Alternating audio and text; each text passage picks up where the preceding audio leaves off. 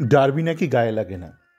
আমি মাঝে মধ্যেই দেখি প্রচুর প্রাক্তন খেলোয়াড়, বাঙালি খেলোয়াড়, তাদের মধ্যে অনেকেই কোচ, তারা একটা অভিযোগ করতে থাকে, সমর্থকরা করে, যে ইস্টবেঙ্গল, মোহনবাগানের, সুপার জায়ান্টে এই মুহূর্তে যেসব প্লেয়াররা খেলছে মূলত অবাঙালি খেলোয়াড়, তাদের নাকি এই ডার্বি বা বড় ম্যাচের এই আবেগটা নাকি তাতে গায়ে লাগে না, হারুক জিতুক এদের নাকি কিছুই এসে যায় না।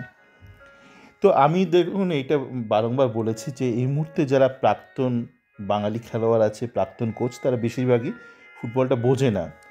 অন্তত ব্যক্তিগত লেভেলে বুঝলেও সিস্টেমিক লেভেলে তারা বোঝে না। তার কারণ তারা যখন খেলতো মূলত তখন অতটা অর্গানাইজড কোচিং হতো না, খেলাটা মূলত ব্যক্তিকেন্দ্রিক ছিল, ঠিকঠাক করে কোচিংও হতো না। সেই জন্য পরবর্তীকালে এরা বেশিরভাগই কিন্তু কোচ হিসেবে দাঁড়াতে পারেনি। আপনারা দেখবেন যত প্রাক্তন খেলোয়াড় রয়েছে তাদের মধ্যে অনেকে কিন্তু কোচিং নিয়ে কাজকর্ম করেছে, কিন্তু তারা দাঁড়াতে পারেনি। নিশ্চয়ই এটা ভাববার বিষয় না কেন তারা দাঁড়াতে পারলো না। আপনারা লাস্ট শুনবেন এই পিকে ব্যানার্জি, অমল দত্ত, তারপর বহুদিন বাদে ওই সঞ্জয় সেন যে কাজকর্ম সেই অর্থে পায় না। তো এতগুলো প্রজন্ম গেল, মাঝে সুভাষ ভৌমিক এসেছিলো, অবশ্যই এসেছিলো, তারপর কিন্তু সেই অর্থে নেই, বা একটু বাবলু ভট্টাচার্য ছিল। তারপর যে এতগুলো প্রজন্ম গেল, কোনো কোচ বেরোয়নি। ভৌমিক তো এই 70 দশকে অবধি কাটিয়েছে, 70s 80s অবধি ছিল। তারপর এত তো বাঙালি খেলোয়াড় খেলেছে, তারা দাঁড়াতে পারেনি। কেন পারেনি? এই কারণেই পারেনি। যেহেতু এই এই যে অভিযোগটা এরা করছে, এটার সঙ্গে ফুটবল সংক্রান্ত কোনো বিষয় নয়।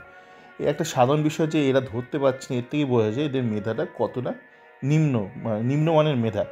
দেখুন, কখন আপনার গায়ে লাগবে, এটা আপনি ধরুন ইস্টবেঙ্গলের একটা খেলোয়াড়, আপনি একটা ম্যাচ হেরে গেলেন। আমি বলছি না কালকে ইস্টবেঙ্গল হারবে, কালকে ম্যাচ কী হবে দেখা যাবে, 50-50। আমি বলছি ধরুন ইস্টবেঙ্গল হেরে গেলে আপনার গায়ে কখন লাগবে? যখন আপনি সমাজের মধ্যে থাকবেন। তো এই মুহূর্তে কী হচ্ছে, আমরা দেখছি বেশ অনেক বছর ধরে প্লেয়াররা যারা বাইরে থেকে আসছে তাদেরকে একটা ওয়েসিসের মধ্যে রাখা হচ্ছে। ওয়েসিস ইন দ্য সেন্স একটা একটা আইসোলেটেড একটা বেলুনের মধ্যে রাখা হচ্ছে, একটা 5 স্টার হোটেলে রাখা হচ্ছে। তাদের সাথে সমাজে কিন্তু খুব একটা ইন্টারাকশান নেই, তারা রান্নাবান্নাও নিজেরা করছে না। তারা বাজারে যাচ্ছে, একটু শপিং মলে যাচ্ছে, শপিং মলে গিয়ে কেউ কারোর সাথে কথাবার্তা তো বলে না শপিং মলে, অর্থাৎ মাল্টিপ্লেক্সে গিয়ে একটা সিনেমা দেখলো, কিছু পশ জায়গায় গেল, তাকে কিন্তু ওই মুদি দোকানে যেতে হচ্ছে না, তাকে সমাজের রাস্তা দিয়ে হাঁটতে হচ্ছে না। সে রয়েছে কোথায়? 5 স্টার হোটেলে রয়েছে। ট্রেনিংয়ে কী করে যাচ্ছে? গাড়ি আসছে বা বাস আসছে, টিম বাস আসছে, তাতে করে যাচ্ছে, ডাইরেক্ট ওখানে নামছে। ওখানে কিছু পাগল ছাগল ছেলেপিলে দাঁড়িয়ে থাকে, ম্যাক্সিমাম ইউটিউবার দাঁড়িয়ে থাকে, কেউ কেউ সেলফি তোলার জন্য দাঁড়িয়ে থাকে। যাদের মধ্যে কিন্তু নিন্দে করার স্বভাবটা নেই, তারা যায় ওখানে গিয়ে একটুখানি ঠাকুরের একটু পায়ে ঠায় হাত দিয়ে একটু যদি সেলফিতে একটু নিজের মুখটা দেখানো যায়। তো এই ধরনের তারা সেরকম কট্টর ইস্টবেঙ্গল ফ্যানের সম্মুখীন কিন্তু হতে হয় না দৈনন্দিন জীবনে। তো বড় ম্যাচ ছাড়ুন, দৈনন্দিন জীবনেই হতে হয় না। তো আপনি যদি একবার তাদেরকে সেই পরিবেশে রাখেন যেখানে তাদের ইন্টারাক্ট করতে হচ্ছে সোসাইটির সাথে, তারপরও যদি বলতেন না এ তো বিন্দাস আছে, গায়ে লাগছে না, তখন আপনি তাকে দোষ দিতে পারতেন। কিন্তু দোষটা তো আপনার আপনার ইস্টবেঙ্গল কর্মকর্তাদের দোষ, বা যারা ম্যানেজমেন্টে রয়েছে, সিমামি হোক বা ক্লাব কর্তারা, যে আপনারা কিন্তু ওদেরকে সমাজ থেকে সরিয়ে দিয়েছেন। সরিয়ে দিয়ে এবার আপনি বলছেন না এ তো গায়ে লাগছে না, গোটা ব্যাপারটা গায়ে লাগছে না। আচ্ছা, আরও একটা ব্যাপার বলি। আমি গতকাল বলেছিলাম, গতকাল রাত্রিবেলা আমি ওই ডেম্পোর ম্যাচটা দেখেছিলাম 30 মিনিট। দেখলাম একদম জড়ো সবাই মিলে অনশনে বসার মতন নিজেদের বক্সের আশপাশে বসে পড়েছে। 30 মিনিটের পর আর দেখার ইচ্ছে করছিল না, এত বাজে খেলছিল টেম্পো। কিন্তু লোকজন যায় না, হঠাৎ করে কেন একটা বোধহয় গোয়া ফোয়া থেকে গেলে বলে দিয়েছে, ঘন্টা বাজিয়ে দিয়েছিল, টেম্পো দারুণ খেলেছে। বাঙালি তো বাঙালি এখন অনেকেরই খুব মেধা কম হয়ে গেছে অনেকের। যেমন দেখছিলাম আজকে একজন বলছে কিছু ঘটনা, দুর্ভাগ্যজনক ঘটনা নিয়ে, যে বাঙালির প্রতিবাদ গেল কই। তা আমি বলি কি, একটা সমাজে 100% কখনো খুব যোদ্ধা টাইপ হয় কি? কখনো হয় না। কখনো আপনারা দেখবেন স্বাধীনতার সংগ্রামের সময় যখন সুভাষ লেখালেখি করছে, ওর বিভিন্ন ইতিহাসের বই লিখেছে, ওর ফ্রাস্ট্রেশন জানিয়েছে। বাঙালি খুব সাহসী বিপ্লবী, এই নয় যে 100% বিপ্লবী বা 100% দেশের হয়ে লড়েছে, কখনোই সেটা সম্ভব ছিল না। এটা হয়ও নি, স্ট্যাটিস্টিক্যালি হয়নি, হিস্টোরিক্যালিও হয়নি। আপনি যদি দেখেন ইতিহাস, দেখবেন একদিকে যেমন প্রচুর বাঙালি লড়েছে স্বাধীনতা সংগ্রামে, আর একদিকে অনেক বাঙালি হাফ প্যান্ট পরে কিন্তু খোঁচরগিরি করেছে। ব্রিটিশ পুলিশের যারা কাজ করতো ম্যাক্সিমাম তো বাঙালি ছিল, তাকে বিহারি কিছু হিন্দুস্তানি হয়তো কাজ করেছে, কিন্তু বাঙালিও তো ছিল। এবং যারা একটু আধা মানে হাফ প্যান্টের ওপর একটু কোয়ার্টার প্যান্ট ছিল, একদম ছোটো হয়তো হাফ প্যান্ট ছিল তো হিন্দুস্তানি, একটু কোয়ার্টার প্যান্ট, তারা সব বাঙালি ছিল যারা ব্রিটিশের দালালি করতো। সুতরাং এটা চিরকাল থাকবে একটা সমাজে, মানে এটা কখনোই হতে পারে না, মানে মানুষের সমাজ কখনো এরকম হতে পারে না যে 100% বাঘ বা 100% সিংহ। ম্যাক্সিমাম হয়তো একটু স্বাধীনতা সংগ্রামী ছিল, একটু বিপ্লবী ছিল, একটা বিশাল পার্সেন্টেজ কিন্তু তখনও খোঁচরগিরি করতো, ব্রিটিশের দালালি করতো।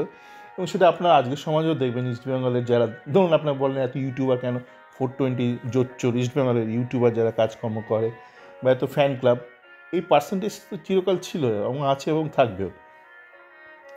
তো যেটা ঘটনা হলো যে বোধহয় কেউ বলে দিয়েছিল ডেম্পো খুব ভালো খেলেছে, তাই হঠাৎ করে মানে ডেম্পো ভালো, তাও দেখলাম, দেখে কি বললাম যে আইএফএ শিল্ডে কিন্তু ইউনাইটেড স্পোর্টস এর থেকে অনেক বেটার খেলেছে মোহনবাগানের ফার্স্ট টিমের বিরুদ্ধে। এবং আজকেও আমি দেখছিলাম মানে ওই যে মোহামেডান স্পোর্টিং, ওরা তো কোনো মতে একটা টিমকে দাঁড় করিয়েছে, অল্প বয়সী ছেলে, তার মধ্যে কিছু বাঙালি আছে, কি অনেকেই বেশিরভাগই ভিন রাজ্যের ছেলে, অল্প বয়সী, বিভিন্ন নর্থ ইস্ট কিছু বাঙালি ছেলেও আছে সেখানে, একদমই ট্রেনিং ফেনিং করে আসতে পারেনি। কিন্তু দেখলাম ওরা বেঙ্গালুরুতে যারা ফার্স্ট টিম, বেঙ্গালুরু সুনীল ছেত্রী থেকে শুরু করে বিদেশিদের সবাই ছিল। প্রথম 45 মিনিট দেখলাম অনেক খোলামেলা খেলেছে, মানে ডেম্পোর মতন মানে আন্না হাজারের টাইপ মানে বসে থাকেনি যে মানে হরতাল মানে হত্যা দিয়ে বসে থাকেনি যে আমরা এখান থেকে নড়বো না। তো আমি জানি না আপনারা কেন হঠাৎ করে এত ডেম্পো শুরু করলেন, আপনার মানে কানে কেউ ভজন গেয়ে দিয়েছিল নাকি? একটু ভালো করে ঠান্ডা মাথায় একটুখানি ভাববেন যে ডেম্পো কী খেলাটা খেললো, ইউনাইটেড স্পোর্টস কী খেলেছিল আইএফএ শিল্ডে, এবং আজকে মোহামেডান স্পোর্টিং কী খেলাটা খেললো। দেখবেন মোহামেডান স্পোর্টিং আর ইউনাইটেড স্পোর্টস কিন্তু অনেক বেটার খেলেছে ডেম্পোর থেকে, মানে ডেম্পো ইস্টবেঙ্গল আর মোহনবাগানের সাথে যে খেলাটা খেলেছে তার থেকে অনেক বেটার খেলেছে। হঠাৎ করে আপনারা সবাইকে ছেড়ে কেন ডেম্পোর প্রশংসায় মেতে গেলেন আমি জানি না। আর যে মাঠে খেলা হচ্ছে বা কালকে খেলাটা হবে একদম ফুটোয় ভর্তি, মানে অস্কার ভাগ্যিস বললো আজ ইন্টারভিউতে গর্তে ভর্তি। এবং তারপর বিয়ন্ড স্পোর্টসকে ধন্যবাদ, তারা ওইটা নিয়ে প্রতিবেদন করেছে, দেখাচ্ছে মাঠে এক গাদা গর্ত এবং সেখানে বালি দিয়ে বুঝে রেখেছে। এবং ঘটনাচক্রে আমি যখন দেখছিলাম মোহামেডানের খেলা, একটু বোঝার চেষ্টা করছিলাম, দেখি তো মোহামেডান এত তো মানে সমস্যা নিয়ে গেল খেলতে, তারপর কী করবে, ওদেরকে 10-12 গোল দেবে নাকি বেঙ্গালুরু? তখন দেখলাম একটা বেঙ্গালুরুর একটা প্লেয়ার তার পা মাটিতে আটকে গেছিলো ওখানে, এবং ওইটা আমি শেয়ার করেছি মুহূর্তটা আমার চ্যাট ফোরামে। তো দেখা যাক কালকে খেলা কী হয়। 50-50 সত্যি এই মুহূর্তে কিন্তু 50-50 দেখা যাক অন দ্য ফিল্ড কী খেলাটা হয়। এবং আপনারা অনেকেই বলছেন ড্রয়ের খেলা জেতার খেলা, দেখুন মানে ড্রয়ের খেলা জেতার খেলা কথাটা খুব বোকা হয়ে যায়।